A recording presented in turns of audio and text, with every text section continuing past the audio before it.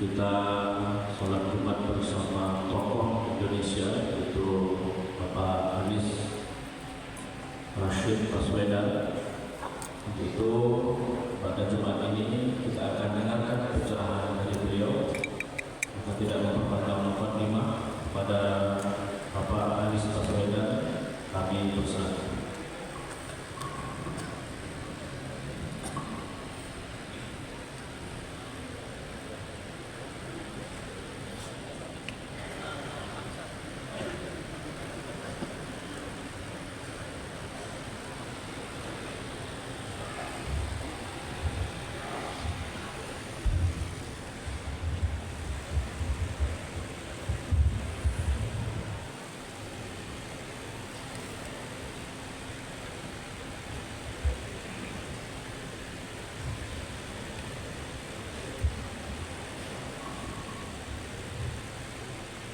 Assalamualaikum warahmatullahi wabarakatuh. Waalaikumsalam warahmatullahi wabarakatuh. Alhamdulillah.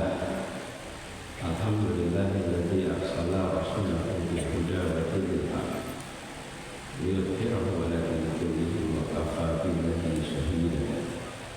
Asyhadu an la ilaha illallah wa asyhadu anna Muhammadan 'abduhu wa rasuluh. Allahumma shalli ala Muhammad wa ala alihi wa ashabihi ajma'in. Rabbi israh li sadri wa yassir li amri wahlul 'uqdatam min lisani yafqahu qawli. Amma ba'du. Yang kami hormati, yang kami muliakan, para alim ulama, para cahaya pandai, nenek mama, bunda dan tuan, pemuda, pemudi, serta hadirin dan hadirat rahimakumullah. Bersyukur rasanya pada hari Jumat yang penuh berkah ini Allah berikan kesempatan untuk kembali pulang ke tanah Pinang dan kembali bersujud di Masjid Raya ini. Insya Allah ini membawa keberkahan bagi kita semua. Wabil khusus saya ingin menyapa khotib sekaligus imam besar Masjid Raya Syekh Ahmad Khatib Al-Minangkabau, Bapak Kyai Haji Rahimul Amin, juga imam kita tadi Dr. Sari bin Sumin, serta pimpinan kantor Masjid Raya Bapak Heirus Nasir dan muadzin yang indah sekali merdu suaranya, Haji Ridwan. Para hadirin rahimakumullah, jamaah salat Jumat yang berbahagia. Saya bersyukur sekali, alhamdulillah siang hari ini kita kembali bisa bersilaturahmi di tempat ini, di masjid ini. Masya Allah, penuh, kita semua bersujud di sini. Sekali lagi, insya Allah silaturahmi menjadi silaturahmi bawa berkahan bagi kita semua. Boleh saya baca pantun? Boleh pantun?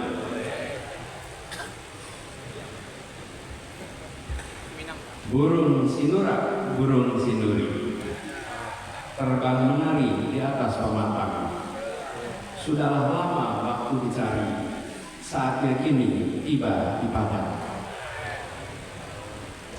Sepasang nuri di pohon jati ingin mematuk kecil paruhnya.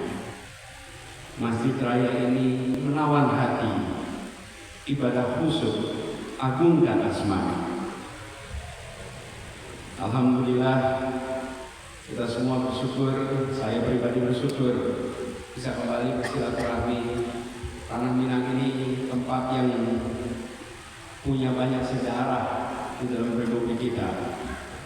Minangkabau ini selalu punya tradisi dua arah. Apa tradisi dua arah itu? Satu, menuntut ilmu. Dua, merantau dari surau ke dunia dan dari nagari ke negeri.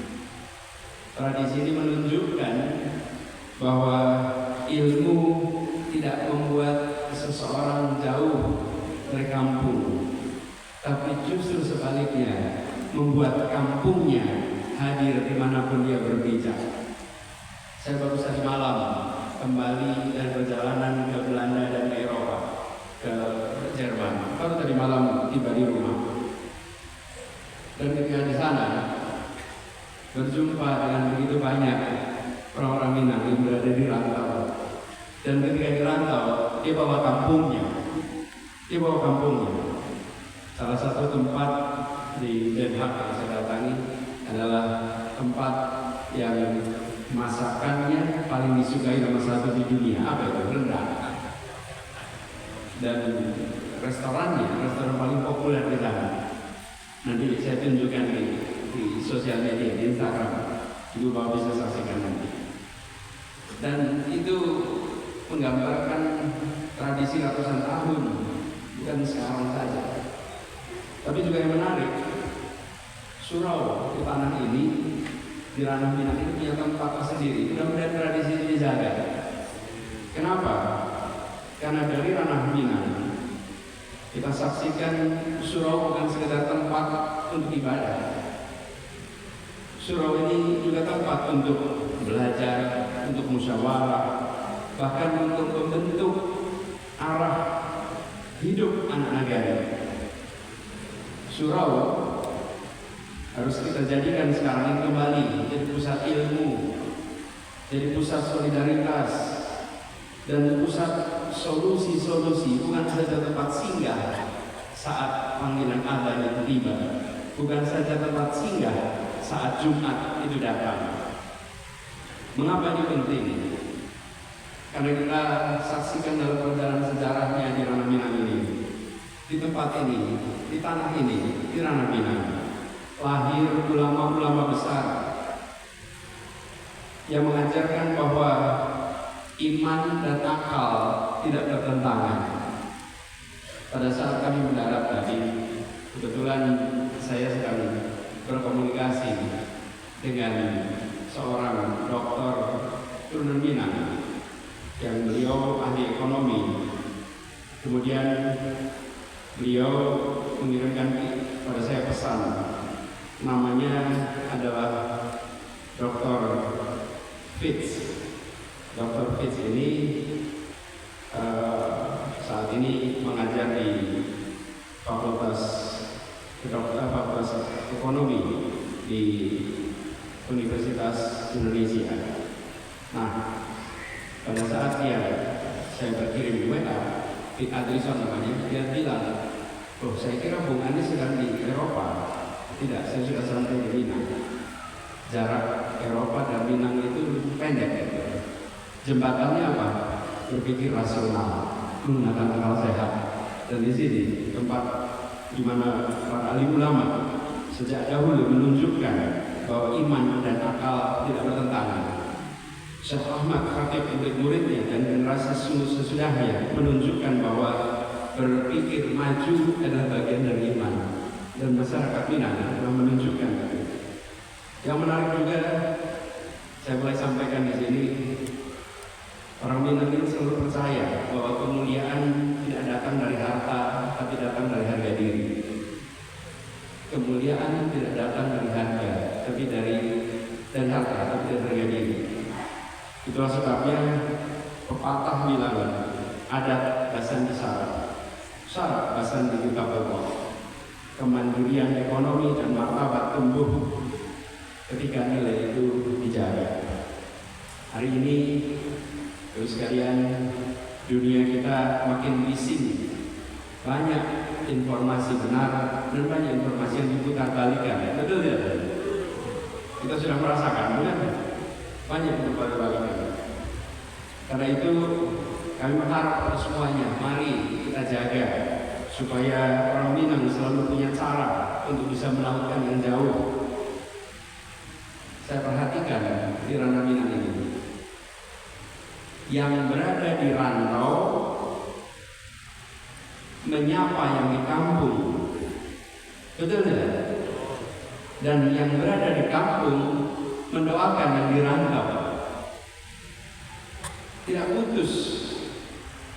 Ini mungkin pelajaran terbesar dari Minangkabau. Solidaritas tak kenal jarak, solidaritas tak kenal beda geografis, solidaritas tersambungkan, apalagi sekarang dengan era digital. Karena itu kami berharap bagi generasi baru Minang generasi muda, mudah-mudahan mewarisi dua kekuatan yang ada di Minang ini, kecerdasan berpikir dan keberanian bertindak. Nanti siang insya Allah saya akan ke Universitas Muhammad Hatta, ke Bung Hatta, salah satu permata yang cemerlang hadir di Duta Besar Tanah Minang. Betul. Pribadi yang berkarakter, pribadi yang di usia muda sudah menunjukkan kecerdasan berpikir dan keberanian bertindak. Pribadi dengan integritas yang tak pernah diragukan. Pribadi yang membuat rakyat Indonesia bisa mengatakan kami percaya kepada Bung secara tanpa syarat. Percaya tanpa syarat. Ini tidak mungkin terjadi kalau tidak ada perpaduan yang dahsyat di situ. Pondasi iman yang kuat, pondasi Islam yang kokoh, tumbuh dengan akhlak yang mulia, muncul memancar dengan cahaya integritas yang tak pernah padam pancaran.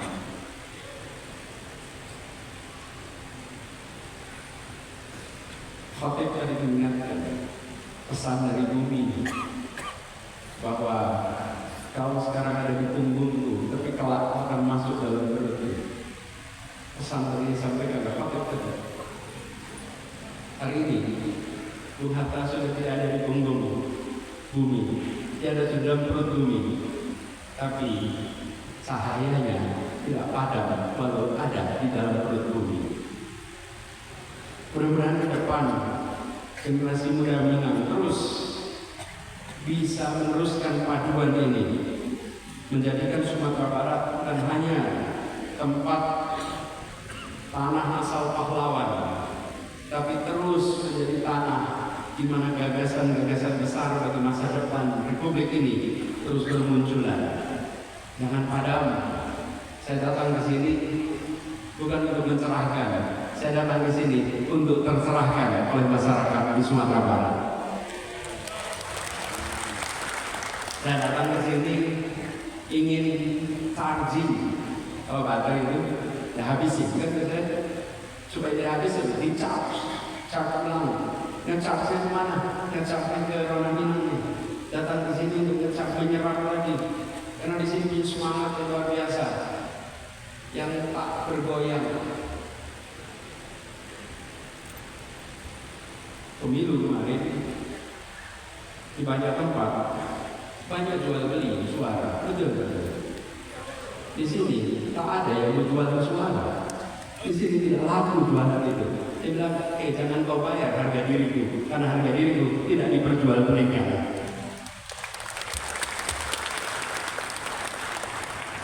Tidak bisa. Di banyak tempat ancaman membuat orang tumbang, imbalan membuat orang tergiur. Betul tidak? Di sini apa tidak ada itu? Pasti ada. Tapi masyarakat Pirang ini Minang terbukti diancam tak bergeming, diberi imbalan tidak tertarik. Insya Allah masyarakat Minang terus istiqomah dalam perjuangan untuk Indonesia yang lebih baik ke depan. Ini kalau saya teruskan bahaya ya. Jangan terus-terusan, jangan.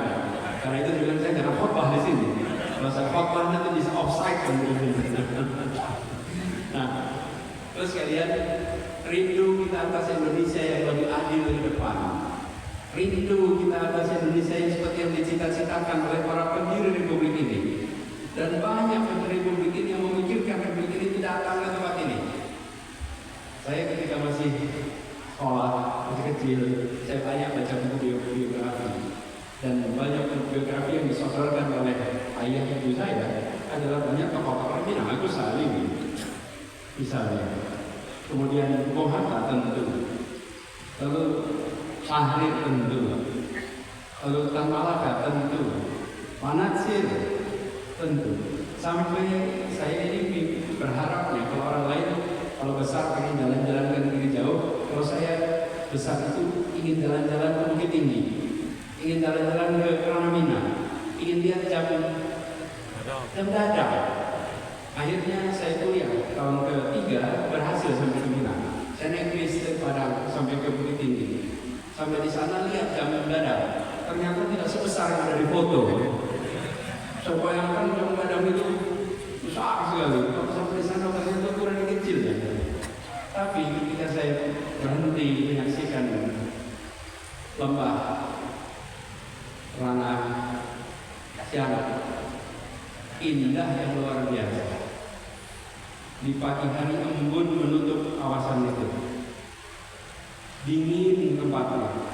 Pada waktu itu terbayang dalam pikiran saya imajinasi pada masa awal 1900-an, pada saat anak-anak muda itu tumbuh besar di tanah ini. Tidak aneh alam yang indah ini merangsang pikiran-pikiran jernih, cerdas bermunculan dari tanah ini. Insya Allah pikiran-pikiran cerdas jernih itu terus bermunculan di masa yang akan datang. Dan saya membayangkan hari ini perjuangan kita tidak lebih ringan. Bila dulu orang tua kita melawan orang yang secara tampilan berbeda, bahasanya beda, warna kulitnya beda, budayanya beda. Hari ini kita menegakkan keadilan berhadapan dengan orang yang bahasanya sama, warna kulitnya sama, budayanya sama. PR kita jauh lebih besar. Tapi kita yakin bila barisan orang-orang yang ingin perubahan ini istiqomah, insya Allah kita bisa ubah sama-sama masa depan Republik ini. Dan itu artinya kesempatan bagi kita untuk terus berjuang bersama. Insya Allah daerah Minang pesan ini terus bergaul di seluruh Indonesia. Karena itulah hari ini kita bersama-sama di Masjid Raya yang dari tampilannya saja terasa luar biasa. Dari jauh dari luar kita menyaksikan ini masjid yang beda dengan yang lain. Tidak ada duanya di muka bumi ini. Tidak ada duanya di muka bumi ini. Kalau ukuran lebarnya mungkin ada yang lebih besar, tetapi keindahan ekspresi budayanya tidak ada yang sama seperti ini.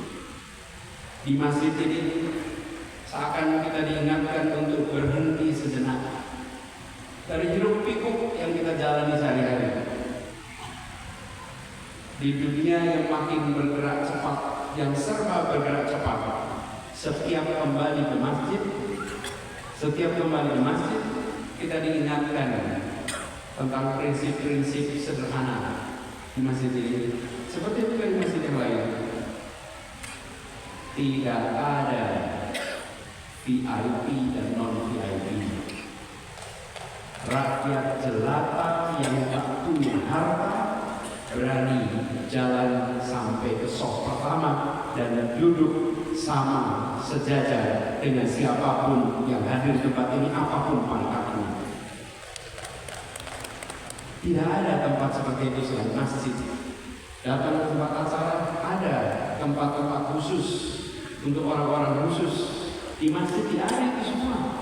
Dan tidak ada yang merasa, oh karena saya tak punya harta, biarkan saya duduk di belakang. Oh karena saya tak punya ilmu, biarkan saya duduk di belakang. Tidak ada. Di masjid semua punya percaya diri untuk duduk di saf yang pertama. Ini mengingatkan di negeri ini harus bisa memberikan kesempatan yang sama. Siapapun berhak untuk berada di saf yang paling depan. Siapapun berhak untuk mendapatkan kesempatan yang sama. Ini pesan dari masjid untuk semua soal kesetaraan. Karena itulah di dalam dunia yang bergerak cepat ini, setiap kembali ke masjid kita merenung sejenak. Kembali ke masjid bukan untuk mundur, tapi untuk kembali ke poros diingatkan atas pesan-pesan mendasar tentang kesetaraan. Karena dari poros itulah langkah kita untuk maju menjadi lebih tenang, lebih terarah. Semoga silaturahmi ini bawa keberkahan bagi semuanya. Titip salam hangat dan hormat untuk seluruh keluarga yang mungkin pada siang hari ini belum berjumpa. Salam untuk teman kerja, salam untuk sahabat, salam untuk tetangga. Sampaikan kepada semua, mari kita terus jalankan ikhtiar kita untuk Indonesia yang lebih baik di masa yang akan datang. Terima kasih, kurang lebih mohon dimaafkan. Nasrullah wa fathun qarib wa basyiril mu'minin. Assalamualaikum warahmatullahi wabarakatuh. Waalaikumsalam warahmatullahi wabarakatuh.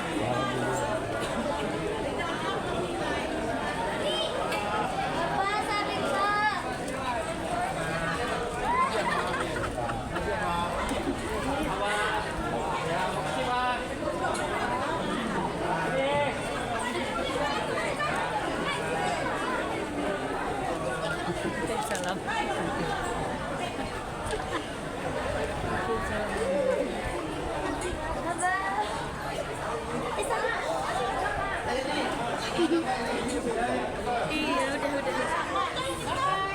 Nah, udah mau video. Bener nggak mau video nggak? Hah?